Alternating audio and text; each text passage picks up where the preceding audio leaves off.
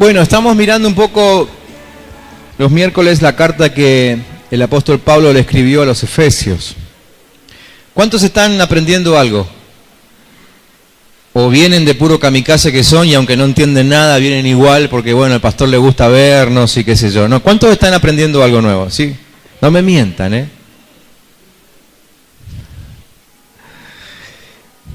Creo que a mí mismo me está pasando que mientras reviso la carta de los Efesios voy encontrando detallecitos que antes no había visto y les aseguro que yo mismo estoy aprendiendo mucho, o por lo menos alineando mi vida a lo que vamos entendiendo juntos en esta carta a los Efesios.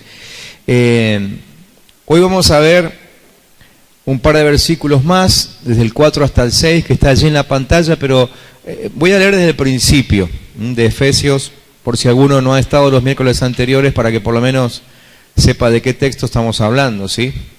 Cuando Pablo le escribe a los Efesios, le dice: Pablo, apóstol de Cristo Jesús por la voluntad de Dios, a los santos y fieles en Cristo Jesús que están en Éfeso. Que Dios nuestro Padre y el Señor Jesucristo les concedan gracia y paz. Y por ahí empezamos, ¿se acuerdan? Hace ya 3 o 4 miércoles atrás, empezamos por la gracia y la paz. Ahora vamos a repasar eso. Alabado sea Dios, Padre de nuestro Señor Jesucristo, que nos ha bendecido en las regiones celestiales con toda bendición espiritual en Cristo.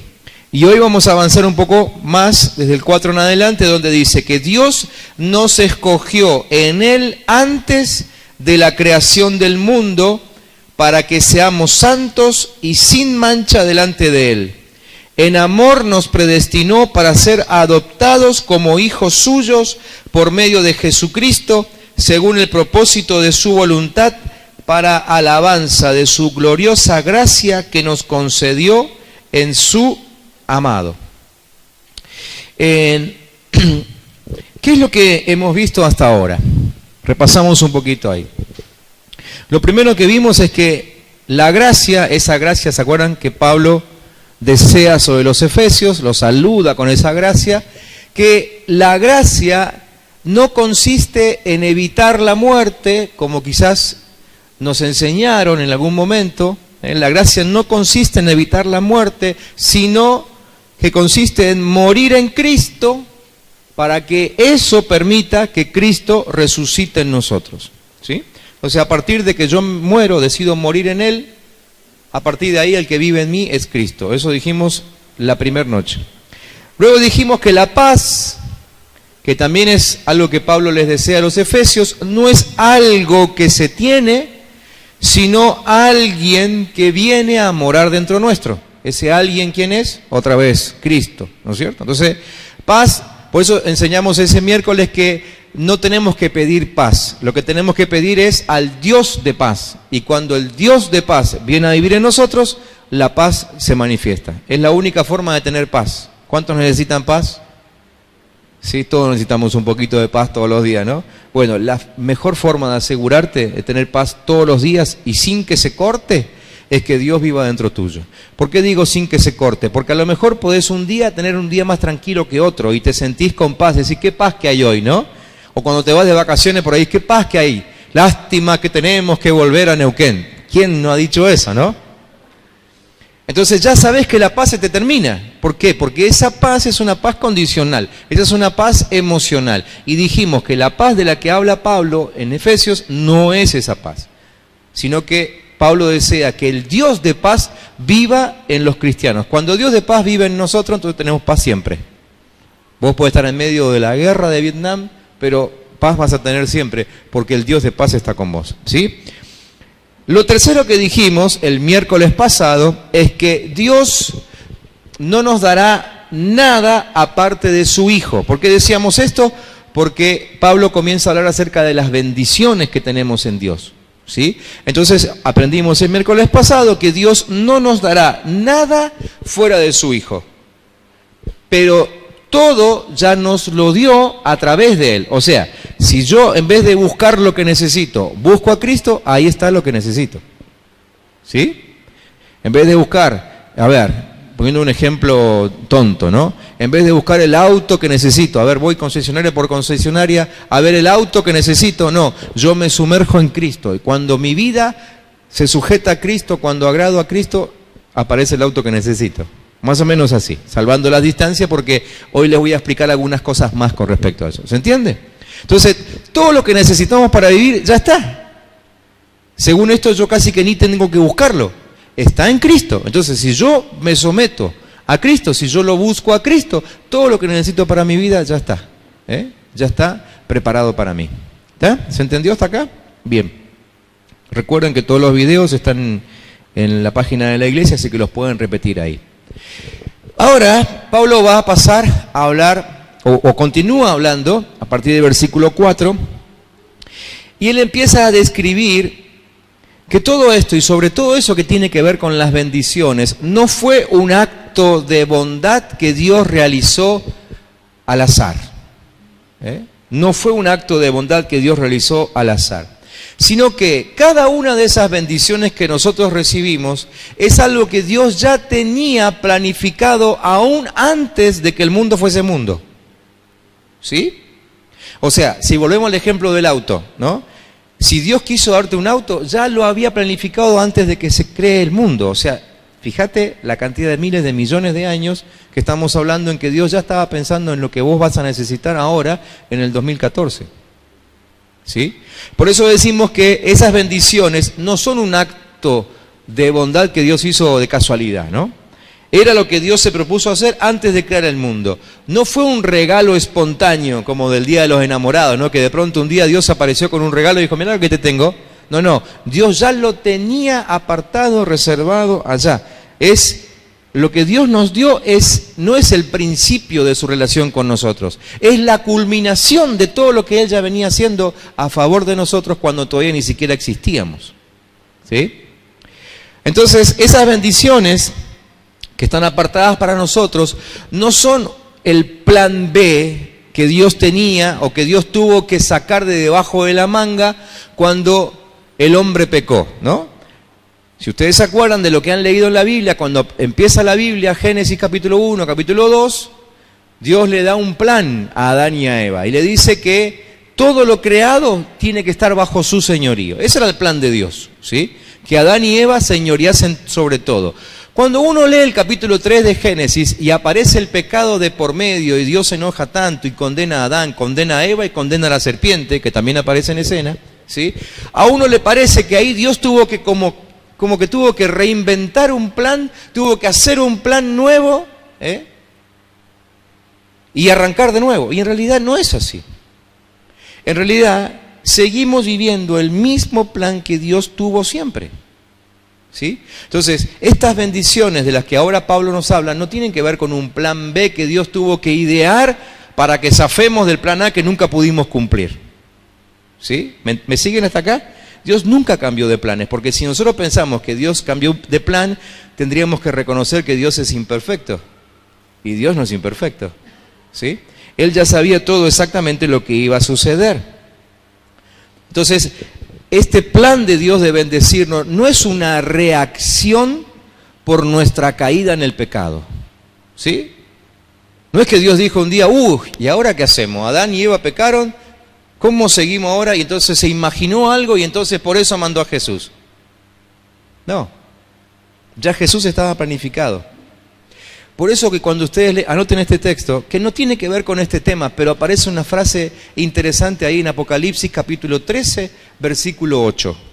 Apocalipsis 13, 8. Dicen que Jesucristo es el Cordero inmolado, ¿sí? O sea, el Cordero que fue ofrecido en sacrificio desde antes de la creación del mundo. A ver si entendemos. ¿Me siguen acá o están muy distraídos? ¿No? ¿Qué puedo hacer para llamar la atención y que entiendan esto? ¿Sí? ¿Están acá conmigo? Bien. Cristo ya fue sacrificado antes de la creación del mundo. Ya estaba planificado eso. ¿Sí? Por eso que tenemos que leer la Biblia con atención, cada pasaje que leemos, porque cada pasaje puede ser la revelación a otro tema que tengo anotado en otro cuaderno. ¿Sí? Cristo, el que fuera sacrificado, ya estaba planificado antes de la creación del mundo. Entonces el pecado que aparece en el capítulo 3 de Génesis, a Dios no le llamó la atención, ¿sí? Y no le cambió ningún plan. Dios siempre tenía planificado que fuésemos bendecidos a través de Cristo. ¿Ah? ¿Me siguen hasta acá? El plan de Dios nunca se ha basado en la fidelidad o la cooperación humana. Por eso es que Dios ya sabía lo que iba a pasar. Que aunque Dios le estaba dando a Adán y Eva una comisión importante y les estaba diciendo que tenían que gobernar sobre todo lo creado, en realidad siempre supo que en algún momento el hombre podía fallar. Por eso es que los planes de Dios nunca se fundamentan sobre nuestra fidelidad, ¿sí? Nunca se fundamentan sobre nuestra fidelidad, sino que se fundamentan en la fidelidad de su Hijo Jesucristo. ¿Me siguen? Entonces, cualquier plan que Dios tenga con la vida de ustedes, no es porque ustedes le cayeron bien, no es porque nosotros, yo me incluyo, no es porque nosotros le caímos bien, no es porque Dios dijo, uy, mirá, este flaquito está haciendo bien las cosas, así que ya que está haciendo bien las cosas, vamos a elaborar un plan para él. No. Dios tiene un plan para vos, pero no está basado en tu vida, está basado en la vida de Cristo. Porque el único que nunca va a fallar, ese es Cristo Jesús. ¿Me entienden? Entonces, si entendemos esto realmente, entonces todos los días deberíamos levantarnos a la mañana y lo primero que tenemos que hacer es agradecer que Cristo vino a salvarnos, porque si no fuese por Cristo no tendríamos nada. Si no fuese por Cristo, nuestra vida no tendría propósito, ¿sí? El propósito que hoy nuestra vida tiene sentido porque hay un plan que no está basado en nosotros, sino en la fidelidad de Cristo Jesús. Por eso es que para tu vida hay un plan. Cuando desde el púlpito nosotros predicamos esto, de que para cada uno Dios tiene un plan, ese plan no está fundamentado en tu vida, está fundamentado en Cristo, ¿sí? Y Dios no modifica sus ideas, ¿eh? Dios no condiciona sus ideas a nuestra respuesta, ¿sí? Sus planes pueden seguir adelante aunque yo diga no, al mandato de Dios. Él va a seguir adelante. Y lo que la Biblia dice se va a terminar cumpliendo, sí o sí, estés vos en el medio o no estés en el medio. ¿Me entienden? Entonces, ¿qué es lo que pasó por la mente de Dios? Primero, Él planeó la salvación. Según lo que leímos recién, lo planeó antes de la fundación del mundo. O sea, cuando no existía nada ni nadie todavía, Él ya estaba planificando la salvación de alguien que todavía no había creado. Primero, ¿qué hizo? Lo segundo, consumó la salvación. ¿En quién? En el Hijo, en Jesucristo. Ahí sí ya estábamos nosotros presentes. Tercero, a través de su Espíritu te revela la salvación. Un día vos te enterás que necesitas ser salvo. Ese día el Espíritu Santo te está hablando y te está convenciendo de que si seguís así, te vas al infierno. ¿Ah? Y cuarto, esa salvación está disponible para todo aquel que la quiera. Para todo aquel que la quiera. O sea, el que no la quiere, lamentablemente, se perderá, ¿sí? Entonces, si realmente están conmigo acá y me están entendiendo, y estamos entendiendo todos de que Dios lo planificó todo antes de la creación del mundo, entonces tenemos que revisar esas palabras que solemos usar, como por ejemplo la palabra escogidos, ¿sí? Escogidos. O la palabra predestinados. Porque estas palabras se han dado para mucho problema dentro de las iglesias, para mucho debate, ¿sí? Porque hay distintas corrientes teológicas que explican muy diferente lo que es predestinado y lo que es elegido. Pero ¿qué es lo que han logrado esas corrientes de estudio teológico? Lo único que lograron es que sigamos discutiendo sobre nuestro propio egoísmo. ¿Por qué? Porque los que estudian la predestinación, la elección, están basados en la elección de una persona. Por ejemplo yo, por ejemplo vos, ¿sí? Y cuando Dios habla de elegido y de predestinado en la Biblia, no tiene nada que ver ni con vos ni conmigo. Y eso es lo que te quiero explicar esta noche. Esto es lo que necesitamos entender esta noche. Que el asunto de elección aquí no tiene nada que ver con individuos. La elección de Dios no es de tu vida o la mía. Dios eligió a una sola persona, una sola. ¿Sí? Ustedes escucharon por ahí que se ha dicho que Dios ha elegido a algunos para que sean salvos. ¿Cuántos escucharon eso? Bueno, esta noche les digo que Dios eligió a uno solo. Uno solo. Y ese uno solo se llama Cristo Jesús. ¿Sí? Él es el elegido. ¿Ok? Él es el elegido. Él es el predestinado. ¿Sí? ¿Y nosotros entonces qué jugamos acá? Bueno, ahora es cuando tenemos que acordarnos de todo lo que vimos los miércoles pasados. Por eso es importante no faltar ningún miércoles. Porque lo que estuvimos hablando los miércoles pasados, ¿de qué estuvimos hablando? De que nosotros necesitamos morir y meternos adentro de Cristo. ¿Sí? Entonces, si yo entendí las lecciones anteriores y me escondo en Cristo, como dice Pablo en otro pasaje, me escondo en Cristo, Él que es el elegido, ¿a dónde me lleva? Me lleva a la presencia del Padre. ¿Sí? Déjenme que les ponga un ejemplo. Esto funciona más o menos, estaba tratando de buscar un ejemplo para explicarles esto, y entonces se me ocurrió pensar en cuando la iglesia me invitó a mí para que sea pastor hace 10 años atrás. ¿Sí? Entonces me mandaron una carta, nosotros vivíamos en Bahía Blanca. Me mandaron una nota diciéndome que la iglesia tiene la intención, no sabían en qué se estaban metiendo, pero tenían la intención en ese momento de que yo venga a hacerme cargo de la iglesia. ¿Sí? La carta venía a mi nombre, tenía mi nombre ahí y la invitación era para mí. ¿Sí? Entonces cuando entendimos que podíamos responder, entonces contestamos la carta. Pero claro, cuando yo aparezco acá en Neuquén, no vine solo, vino mi familia conmigo. La invitación era para mí, el elegido era yo, pero todos los que son de mi familia sí o sí vienen conmigo, se suben al auto conmigo y vienen conmigo. ¿Se entiende? Entonces a partir de hoy lo que tenemos que empezar a entender es esto, que elegido de Dios hay uno solo. Y para que podamos participar de esa elección nos tenemos que meter adentro de Él. Si nos escondemos en Cristo, aparecemos en la presencia del Padre, porque el único que puede entrar ahí es Él. ¿Se entendió? ¿Seguro? Si no lo vuelvo a explicar, ¿sí? Entonces, la cuestión de la elección a que tiene que ver, cuando se habla de elección, es la elección de un solo hombre. Dios eligió a un solo hombre y rechazó a un solo hombre. No hay muchos hombres rechazados, hay uno solo. El único rechazado fue Adán. Por eso es que la Biblia habla de la simiente de Adán, de la semilla de Adán, de la descendencia de Adán. ¿Sí? Entonces, Dios rechazó a Adán, Dios aceptó a Cristo.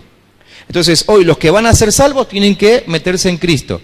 Y los que no van a ser salvos son los que actúan como Adán. ¿Se entiende? Entonces, Dios eligió a uno y rechazó a uno. No más que eso.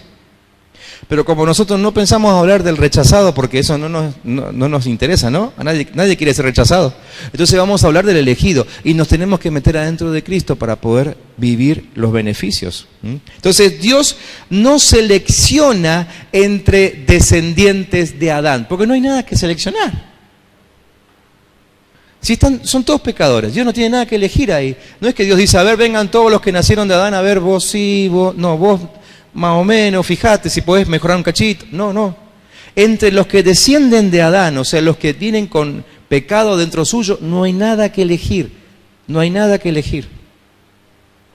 Por eso es que Dios puede elegir a uno solo, porque uno solo es perfecto. ¿Me siguen? ¿Vamos bien hasta acá? Entonces, Dios mismo dice en su palabra que en los descendientes de Adán no mora el bien. Entonces no los puede elegir.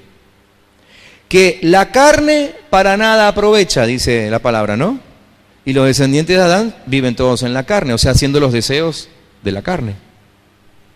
Dios mismo dice en su palabra que la justicia de los descendientes de Adán son como trapos de inmundicia. ¿Se dan cuenta? No hay nada que elegir en alguien que desciende de Adán. No hay nada. Por eso es que después Romanos capítulo 3, versículos 10 al 12, dice, no hay justo ni aún uno. ¿Sí? Cuando dice ni aún uno, vos y yo estamos incluidos. No hay justo, ni vos ni yo. Aunque vengas haciendo las cosas, pero mirá, de la mejor manera, aunque quizás ya hace un mes, 2 meses, 1 año, 10 años que venís como relojito, que no te mandás ninguna macana, Dios dijo, no hay justo. No hay justo.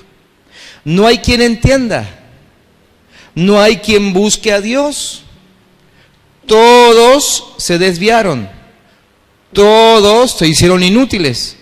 No hay quien haga lo bueno. No hay ni siquiera uno, lo vuelve a recalcar Dios. No hay. Entonces, ¿se dan cuenta que no hay forma de elegir entre los descendientes de Adán? Nosotros somos descendientes de Adán. Cuando Dios llama a elección, no tiene sentido que nos presentemos porque ni nos mira. Dios tiene ojos para uno solo, que es Cristo Jesús. Por eso es que venimos insistiendo hace 4 semanas que tenemos que vivir en Cristo, escondidos en Él, muertos en Él para que la vida de Él viva a través de nosotros. Y sé que no es fácil, porque yo mismo lo vengo intentando desde que arrancamos con esto y empezamos a entender esto. ¿Sí? Entonces, hay un hijo amado. Pablo habla en el versículo 6 que recién leímos, de que somos aceptos en el amado. ¿Cuántos amados hay? Uno. Un amado. ¿Sí? Si nosotros, por gracia, y ya sabemos lo que es gracia, significa morir a nosotros. Si nosotros, por gracia, llegamos a vivir en ese hijo, entonces somos escogidos en él. ¿Sí? Les pongo otro ejemplo. Digamos que Dios dice, bueno, yo voy a... Esto es solamente un ejemplo, si no me estoy contradiciendo a mí mismo, pero digamos que Dios diga, yo voy a amar solamente a los que se sienten en esta fila. ¿Sí? Entonces, ¿cuál es la condición? Que todos vengan a esta fila. Los de acá se pasen acá, los de acá acá. ¿Sí?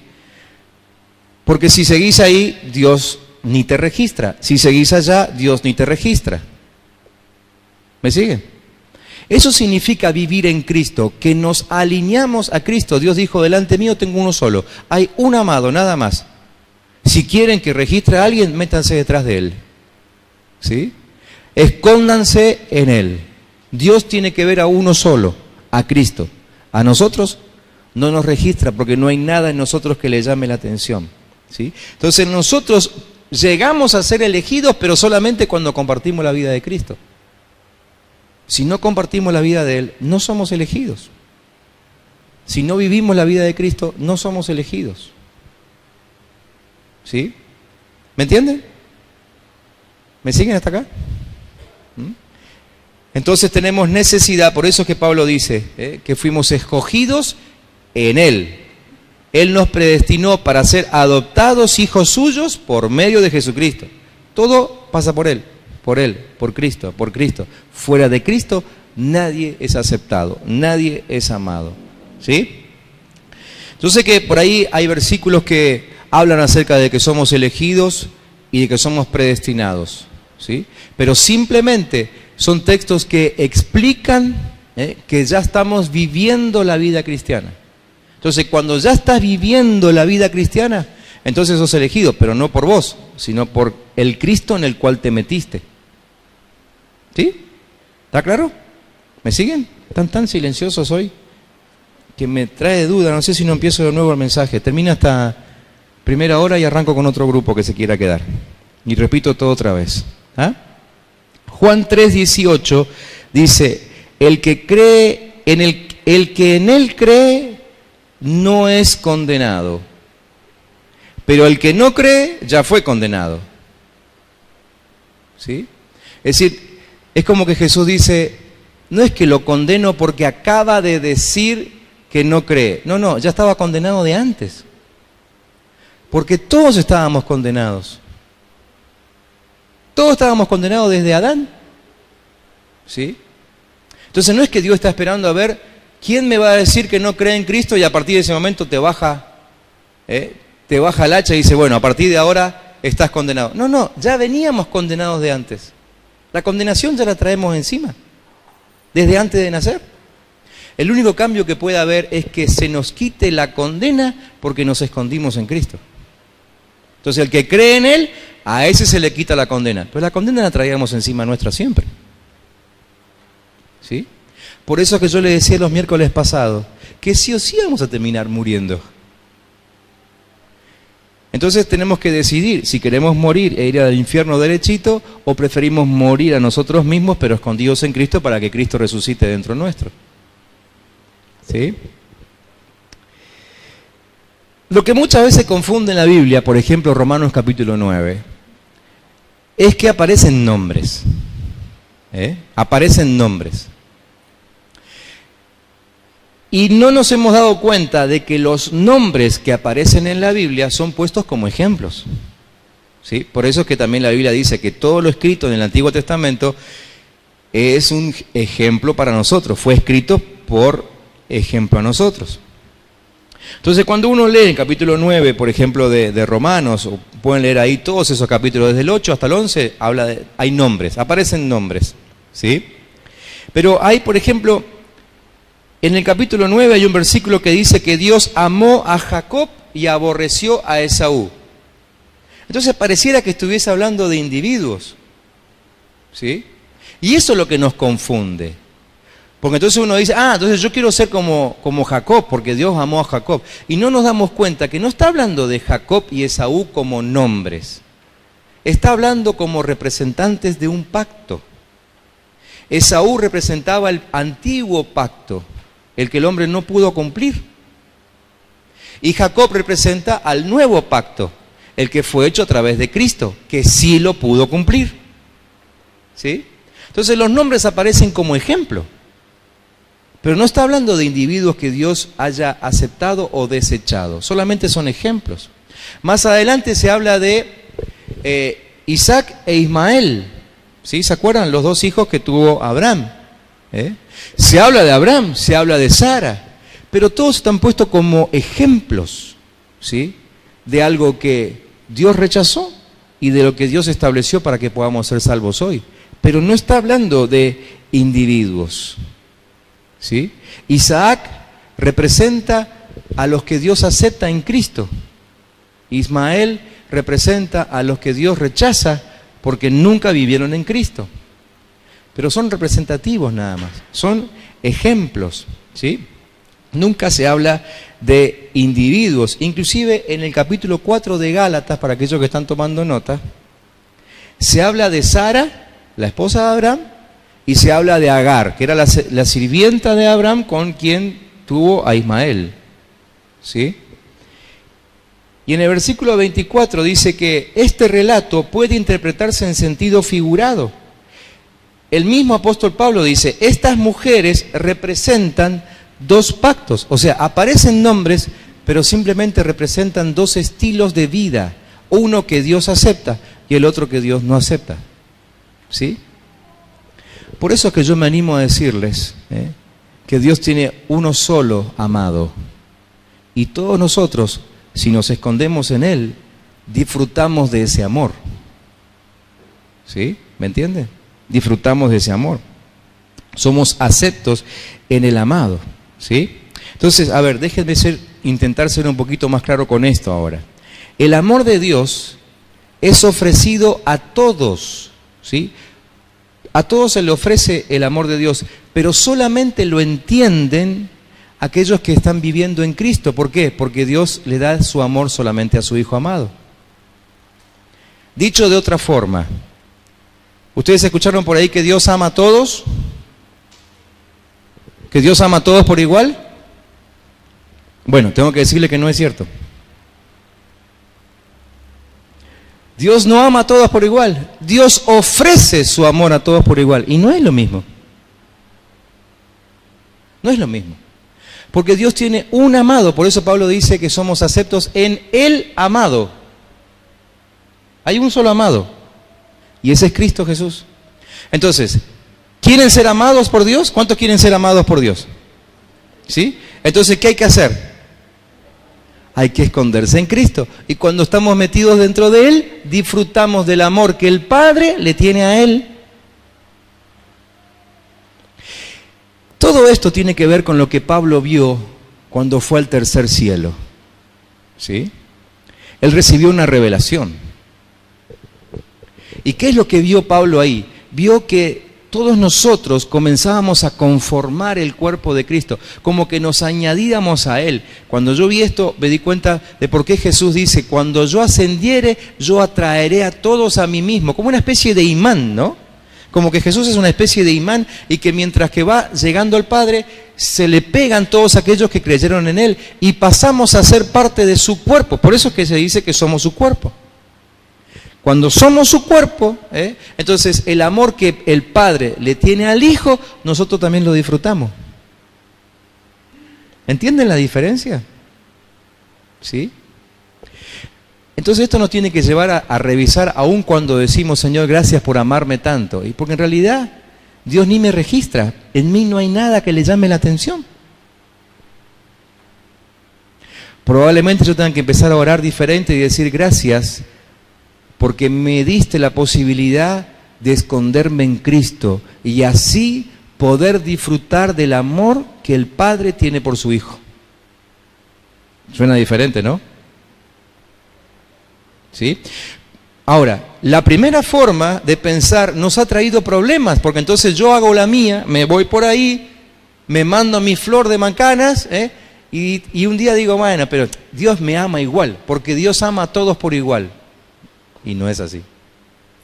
Entonces ahora lo que te acabo de decir, espero que te preocupe muchísimo, al entender que Dios no ama a todos por igual. Dios ama a su Hijo. Si vos te salís del Hijo, te perdiste la oportunidad de que Dios te ame. Si te salís de la voluntad de su Hijo, te perdiste la oportunidad de que Él te ame.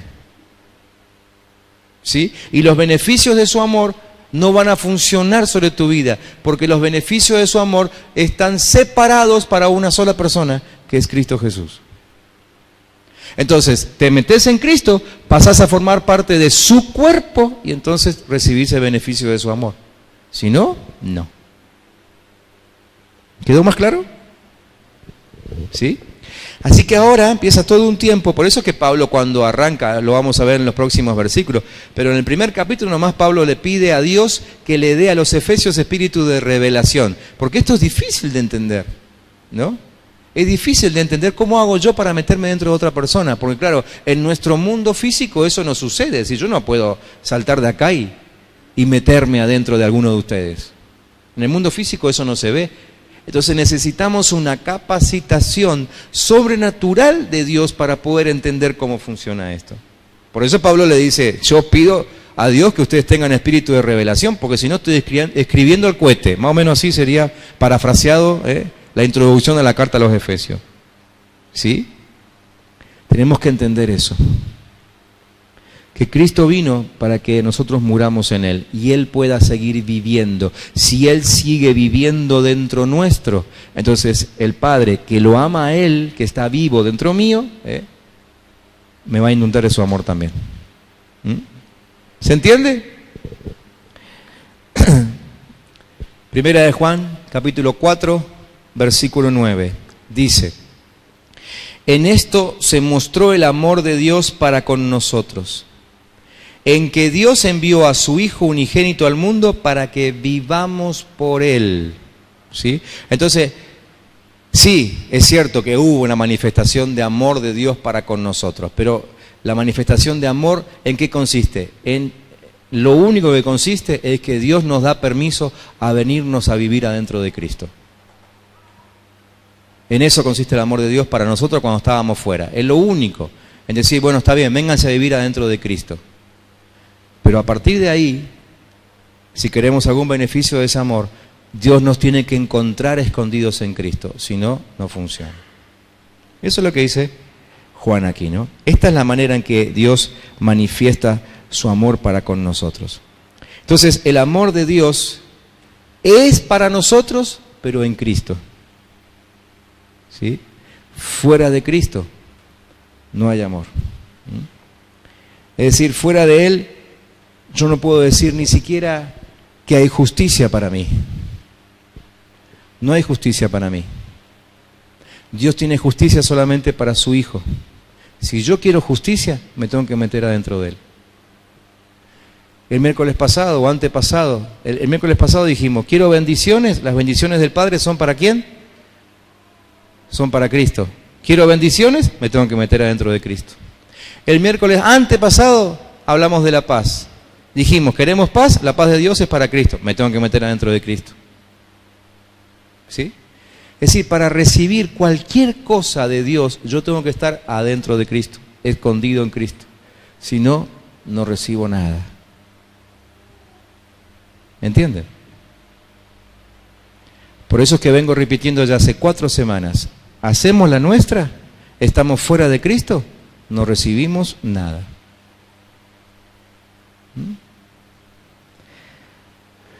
¿Cuántos quieren estar metidos adentro de Cristo?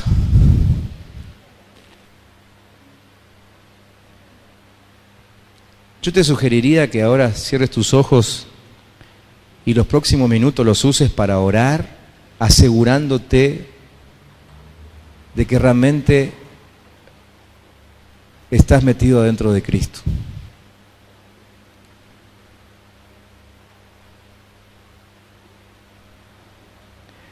No sea cosa que ahora que estás escuchando esto y estás empezando a entenderlo, te empieces a perder algunas cosas que Dios podría darte si estuvieras en Cristo. Por eso es que repito y me repito a mí mismo que lo que yo piense y que no coincida con el pensamiento que hay en Cristo hace que Dios me descarte. Lo que yo hago que Cristo nunca haría hace que Dios me descarte. Lo que yo digo que Cristo nunca diría hace que Dios me descarte.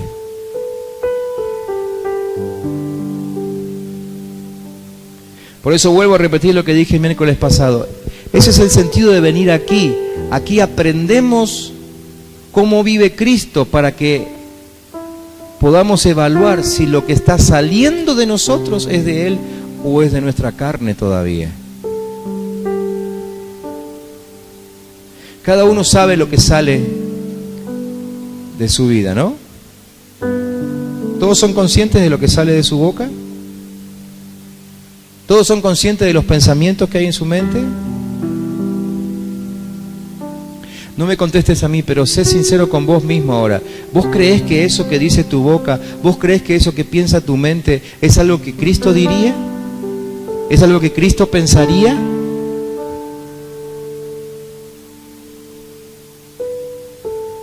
¿Te parece que la actitud que estás teniendo en tal o cual situación es una actitud que tendría Cristo?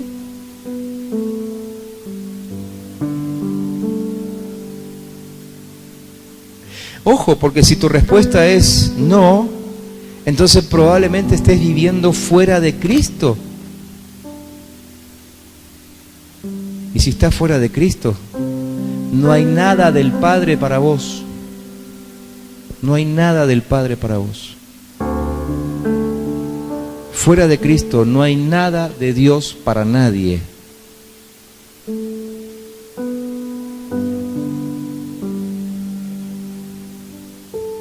¿Cuántos necesitan levantar su mano y decir, Señor, yo hoy muero otra vez a mí mismo? Aunque lo hayas dicho el miércoles pasado, pero quizás hoy entendiste un poquitito más. Señor, yo hoy te pido que manifiestes, que se manifieste Cristo en mí, que se manifieste Cristo.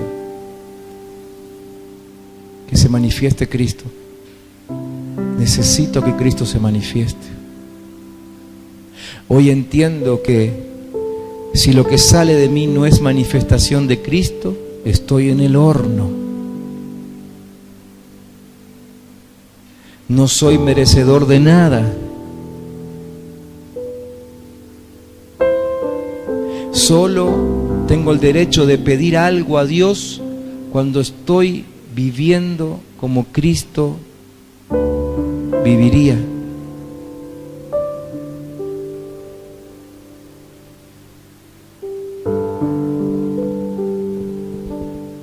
Analiza en este momento tu carácter, analiza tu conducta, revisa tus respuestas.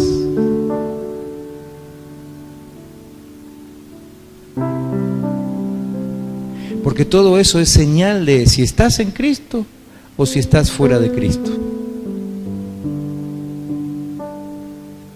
Analiza todo, aún hasta la forma de vestir.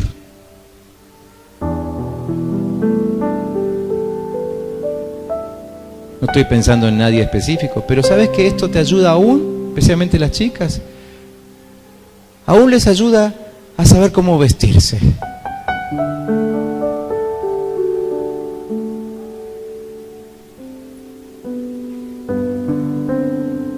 ¿Cómo lo haría Cristo? Si lo que estoy haciendo, si lo que estoy viviendo no coincide con lo que Cristo haría, entonces no soy merecedor de nada del Padre. Padre Santo,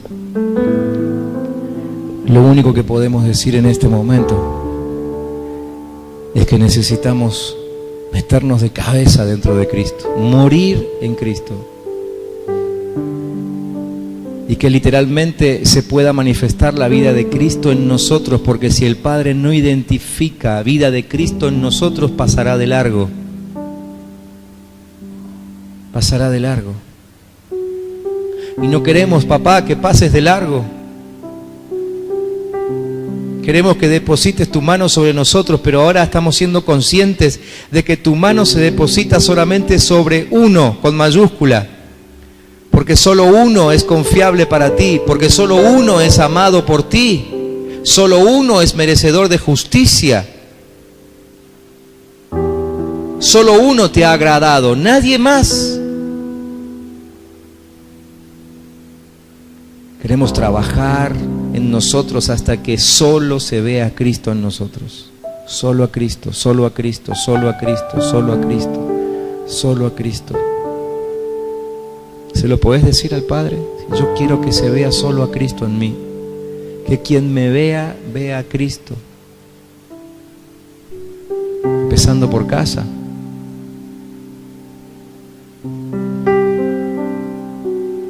Bendigo, Señor, a mis hermanos. Lo hago en el nombre de Jesús.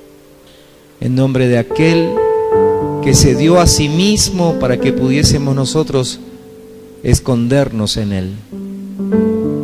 Aquel que murió para que entonces fuese posible que nosotros nos metiéramos adentro de Él.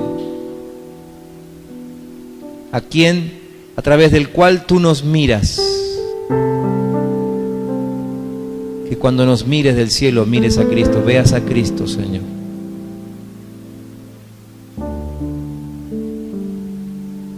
En el nombre de Jesús.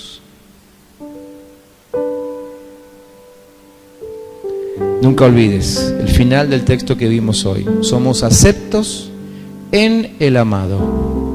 No hay forma que el Padre nos acepte por fuera de Cristo. O estás en Él